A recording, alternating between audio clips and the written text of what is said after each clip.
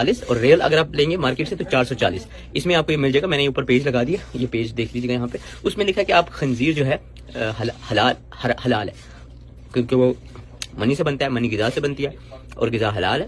مگر پھر مجھے سمجھ یہ دو حضرات علماء پر اور اسلامی نظریاتی کونسل پر بکواس بازی کر رہے ہیں اور جھوٹ اور بہتان باندھ رہے ہیں.